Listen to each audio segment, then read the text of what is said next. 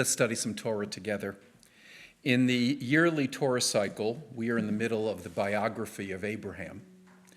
And here is what it says at the very beginning of our weekly portion.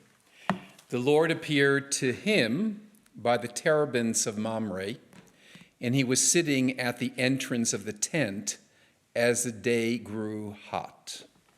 That's the beginning of our Torah portion.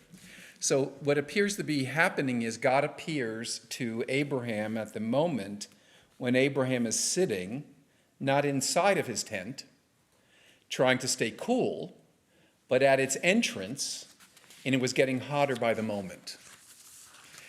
So what can we learn from this verse? How does where Abraham is located connect to the appearance of God? Why not just say God appeared to Abraham? Who cares where he is seated, or how hot it was? Nuance matters in Judaism. Jews affirm that nothing in the Torah is accidental. And the text appears to be teaching that there is no place lacking the possibility of the divine-human encounter. God appeared to Abraham at night in the Torah, to Jacob in a dream, to Moses, all kinds of places, at the burning bush, on a mountaintop, at the tent of meeting. So let's drill down a little bit to this passage. It was a very hot day. Why was Abraham sitting in a place where he felt the heat intensely? As we know, the southern part of Israel, where he was in the Negev area, can be brutal during the daytime. And you can die there from heat stroke, literally. Abraham is doing something that makes no sense. So why was he sitting there at the entrance? Because he wanted to be welcoming. There are numerous rabbinic references that teach us that Abraham was hospitable. In fact, he is the most important character in Judaism who teaches the centrality of the mitzvah, which is called Haknasat Orachim, the welcoming of strangers. He made a point of sitting outside not only to greet others, but also to convince them to come in and join with him in conversation and food. And the rabbis, not all of them, but some rabbis take that to the conclusion that he brought them in and he was proselytizing them. But not all rabbis think that, and let's keep that away, but I wanted to float that there because it's quite interesting. Bring people in, you give them some chicken, and then convince them to believe in monotheism. I mean, it's a pretty good deal. The mitzvah of welcoming a stranger and embracing the other as an obligation is essential to the life of the patriarch. Embracing others, pulling them in, bringing them close. The circle that Abraham draws is not one that locks others out, but rather it's one that embraces others. It's the inclusion of others, the reaching out to make others a part of oneself.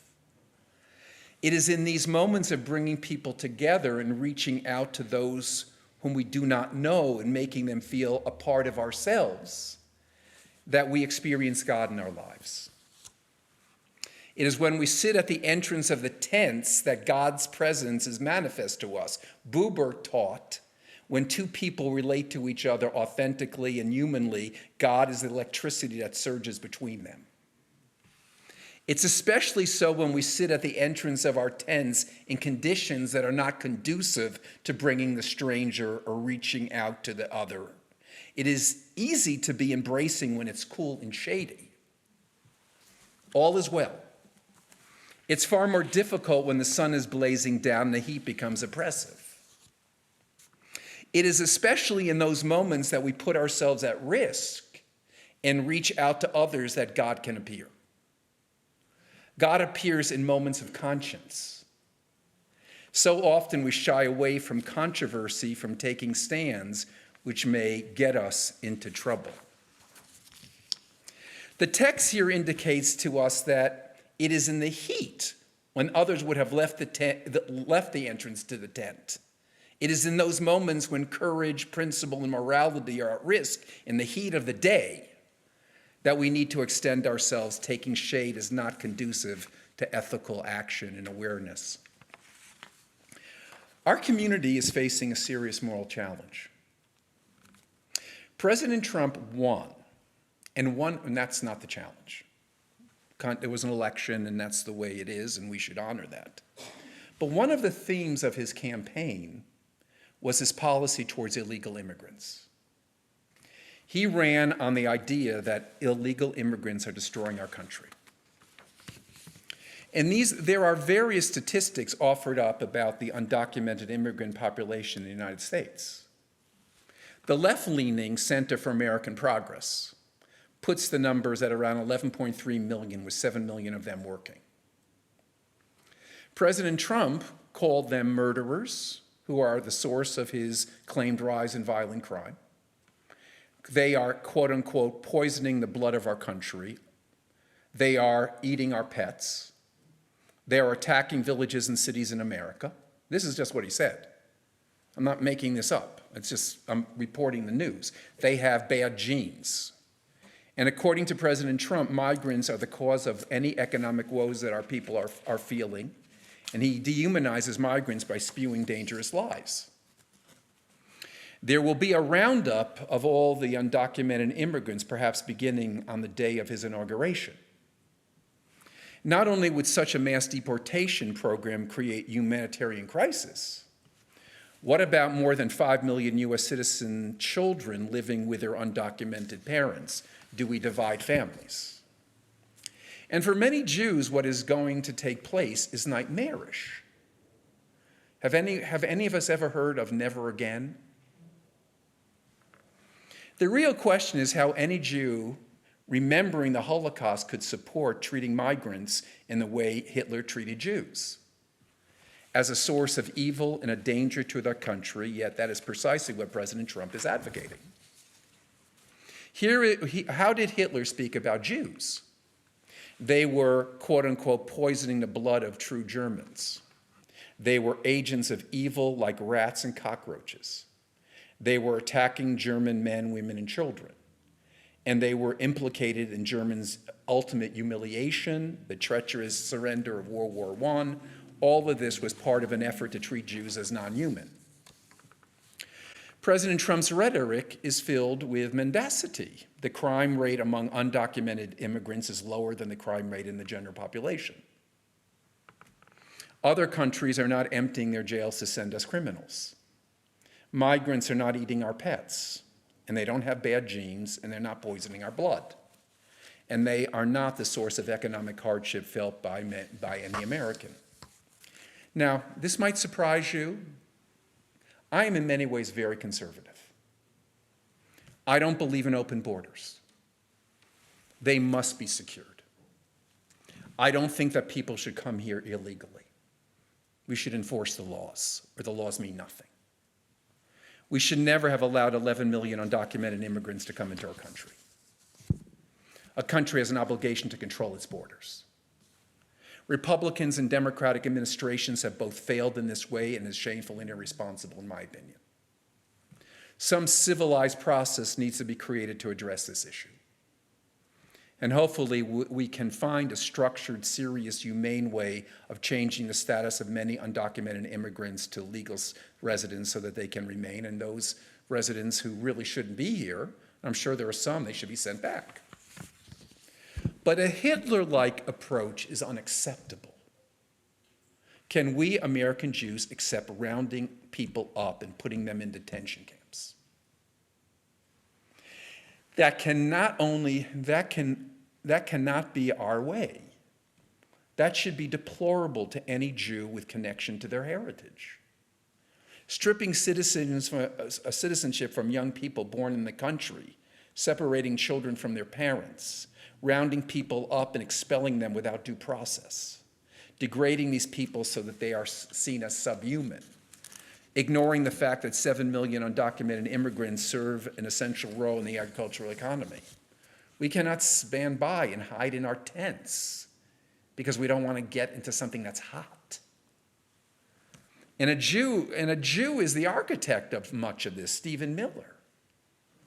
No, it's very interesting, and let me keep going with this, okay?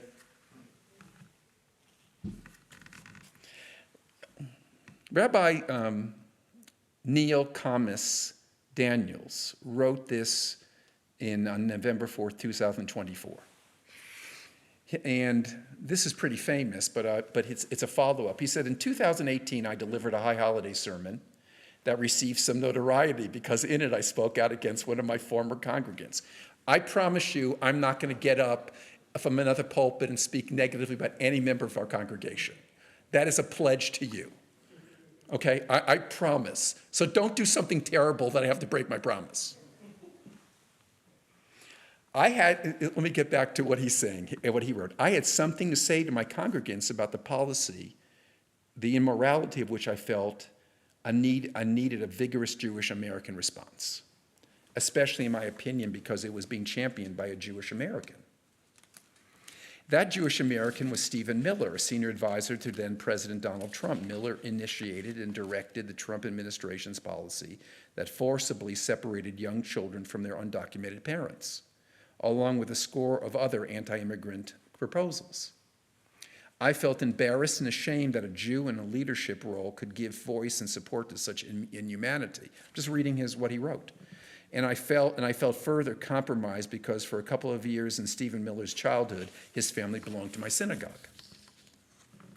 I had hoped that I might help remind Miller of the humanitarian values that our synagogue teaches, and I tried to teach him in Hebrew school and perhaps reconsider his extremism. In my sermon, I offered many examples of how Jewish tradition prioritizes care for the stranger and immigrant, trying to demonstrate how far his actions and rhetoric had departed from our tradition. If you want the whole article, I'll find it for you and send it to you. Let me get back to what I want to say. We Jews are citizens of the United States of America, not Russia, not China, not Iran. What are we American Jews willing to do about what is about to happen? And I'm convinced that it's going to happen. What are we willing to risk? I mean, let's not talk out there. Let's talk here. Let's talk here. I'm talking to myself now. I'm really talking to myself. How willing are we to take the heat? To come out of our tents? And risk something to stand up for what is righteous? If the courts rubber stamp what's going to happen, are we willing to carry out acts of civil disobedience? What does our Jewish tradition say? Many rabbis are talking about synagogues should become places of sanctuary. How does the political situation connect to the Jewish obligation to welcome the stranger? To put it very simply, what would Abraham have done? I don't have a clear strategy to tell you. I'm not that smart.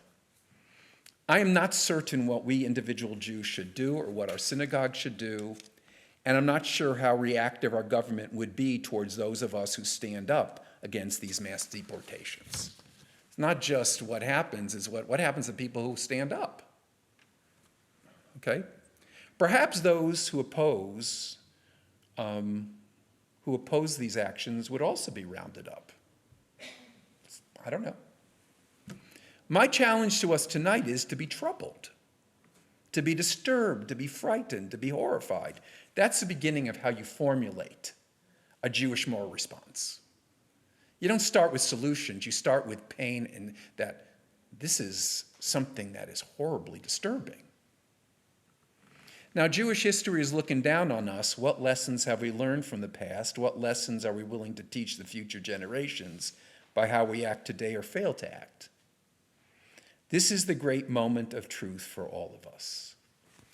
And later, I would love to hear your thoughts on this great challenge that we face. Shabbat Shalom.